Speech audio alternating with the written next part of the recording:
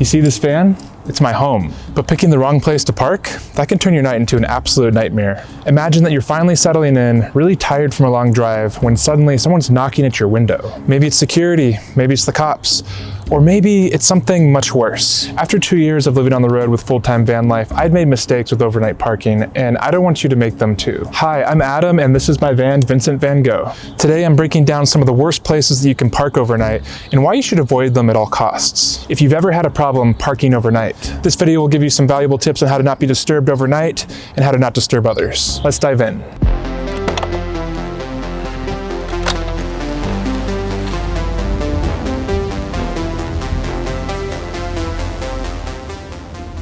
Let's start with a common mistake: parking in residential neighborhoods. While these areas may seem relatively quiet and safe, it's critical to understand the potential risks involved. Being aware can help you make safer parking choices. In residential areas, people tend to notice everything, especially in wealthier neighborhoods. I think that this is because they're more territorial over their area and have more entitlement compared to other places. In general, the more expensive the houses are, the quicker they are to call the police. If they see an unfamiliar van, they might jump to conclusions and start to ask questions. Questions like, is this person homeless? Or maybe they're casing homes. Is this person about to break in my house and rob me? These people can easily jump to conclusions that are not true. The majority of van lifers are not criminals. We're just trying to get by and get a good night's sleep. But you also have to think, if you were in their shoes and if you saw some strange van in your neighborhood, what would you think was going on? And here's the worst part: you might not even be breaking any laws, but that doesn't stop them from reporting you and calling the police. I have never had the cops called on me in residential neighborhoods. I tended to follow the flow of the work week, and people just assumed that I lived there. As long as you're careful and follow a pattern like this, I think you'd be okay. But I would not want to have to try to explain myself to the police at 1:30 in the morning if I was called on. That just sucks. It would not be a fun experience. A better alternative to consider is parking in apartment complexes with large parking lots. These areas typically have much higher traffic volumes, which means you're less likely to draw attention, giving you more peace of mind.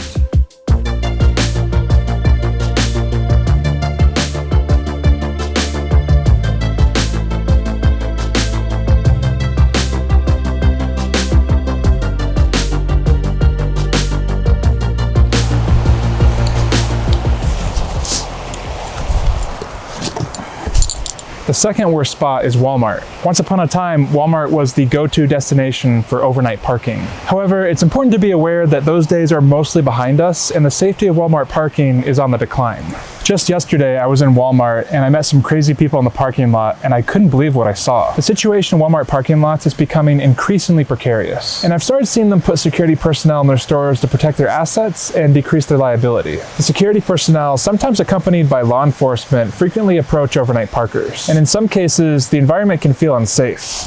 I had my own experience of what appeared to be a safe Walmart parking lot. It was well lit and there were other vehicles around. However, at 2 a.m., a car circled my van 5 times before pulling up behind me and then driving off. This unsettling situation prompted me immediately to go search for another spot. A better choice for overnight parking is Cracker Barrel or Cabela's. These places are well lit. They generally receive a little bit less traffic, so they're a little bit quieter and friendlier to van life. The next worst spot is beachfront property or scenic overlooks. Now, I know what you're thinking. Wow, beautiful beachfront property. Let me go park here, wake up to a beautiful view, so I can just enjoy that. That's completely wrong. You should not be doing that. I totally get it. It's really tempting to imagine waking up to the sound of the ocean, breathing in that fresh air, and maybe even catching a beautiful sunrise. I think that's something we would all enjoy for the universal human experience. However, there's a catch. Most beachfront properties typically do not allow overnight parking, especially in California. And the people that own beachfront property are some of the most territorial people that I've seen. These locations are heavily monitored. I once parked at a scenic overlook, thinking I would be fine. But within 45 minutes, a security guard tapped on my window and told me I had to leave. If you think you can be sly and get away with parking overnight, the locals will ensure that you don't. They are always watching, even when you think they aren't. For my alternative suggestion, you guys actually left this in the comments on my last video about overnight parking, where the best places were to park, and I just thought this was a great idea. I want to thank you for contributing to the conversation.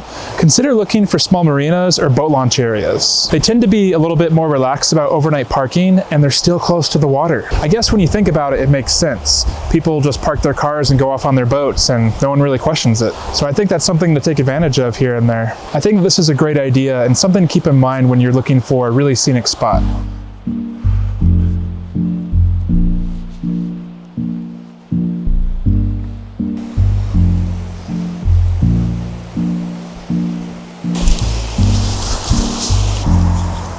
Truck stops and highway rest areas might seem like decent options at first. After all, they're designed for people who are traveling on the road to rest, right? But here's what nobody tells you. These places can be absolute chaos for van life, and a lot of them are not safe. These places are very loud. Truckers leave their engines idling for a lot of the night, air brakes hiss every few minutes, and people are constantly coming and going. If you're looking to get some good quality sleep, just forget it. Some people would just say to get earplugs and forget about it. They have this mentality where if they can't hear anything, it doesn't exist. But I just don't feel comfortable with that. With that amount of people and that high volume of traffic coming in and out of the rest areas, I think it's very important to know what's going on. It can be a really sketchy place and you would have no idea what's going on. And some truck stops and rest areas can attract questionable activity.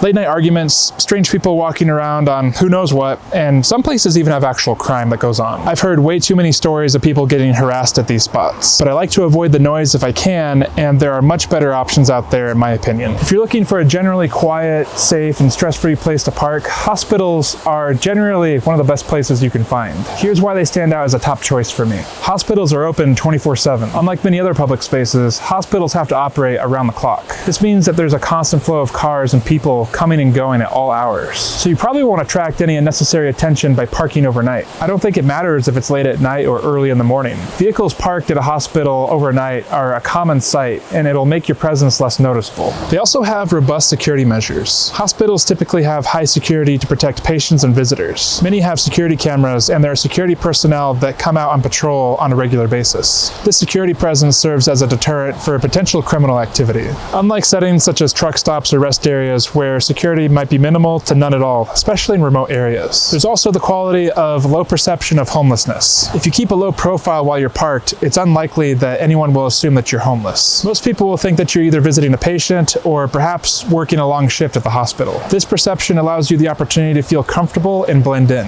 I've managed to stay at a hospital for a few nights and nobody bothered me during my stay. The feeling of safety was a welcome change, and especially when sometimes living in a van you can feel vulnerable and exposed. When choosing a parking spot here, it's best to stick with visitor parking areas or enclosed parking spaces. If you're ever in doubt whether overnight parking is allowed, take a moment to check for signs. It's also a good idea to just simply ask security personnel. They usually appreciate it when you're just upfront with them. And most of the time, as long as you're respectful and discreet, they don't mind your presence. Another good alternative are casinos. Something that a lot of people don't realize is that casinos actually want you to stay overnight. They actively encourage it. Casinos have a business model that thrive when people stay on their property for longer. They understand that the more time a patron spends in their vicinity, the more likely they are to visit the gaming floor, restaurants, or entertainment venues. This is why they generally accommodate overnight guests, as it aligns with their business interests. They also have exceptional security measures. Casinos provide some of the safest public parking environments available. They have security personnel and cameras, so you can park with peace of mind knowing that multiple layers of security are in place. I personally have not stayed in the casino parking lot overnight, but I can see how it's a really great idea. The only drawback that I can potentially see of parking a casino, especially in Vegas in the summer,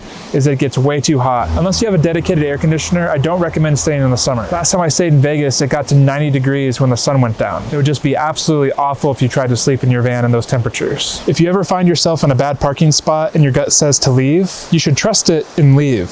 It's not worth the stress. And to help with that, these are some of the things that you want to keep in mind. Always have a backup spot in mind. You should have at least one, ideally a plan B and C. If someone like security, a resident, or a stranger asks you to move, just move. Don't argue. No spot is worth a confrontation. If police knock, just stay calm and be polite. They usually just want you to leave and make sure that you're not doing anything illegal. And being respectful can help you exit the situation quickly. There's relief in having backup plans. I learned this technique when I was backcountry camping, and that's having emergency exit points. You can treat van life as if you were in the wilderness, and that's always having an emergency exit plan. When you're deep in the wilderness, you always have an exit plan. Another campsite, a trailhead, or another way back to safety, just in case something goes wrong. And I think van life is no different. When driving to a spot that I think will be good, I always take mental notes of other spots as I pass them. A well-lit grocery store parking lot, an industrial park, a quiet side street, whatever looks like a solid plan B, just in case something goes wrong. And if anything feels off about my first choice once I get there, it's no problem because I already have 2 other choices ready to go. This keeps me from panicking at 2 a.m. and having to scramble for a safe place when I'm exhausted. Your backup spot is your safety net, because the last thing that you want is to feel trapped in a bad situation with nowhere to go.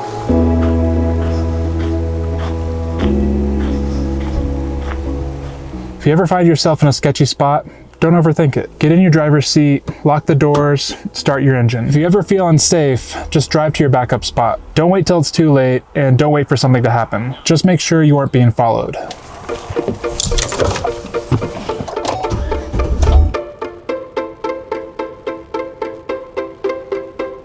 Van life is about freedom, but a big aspect of this lifestyle is knowing when to move on. You want to be smart, stay safe, and park wisely. Now I want to hear from you.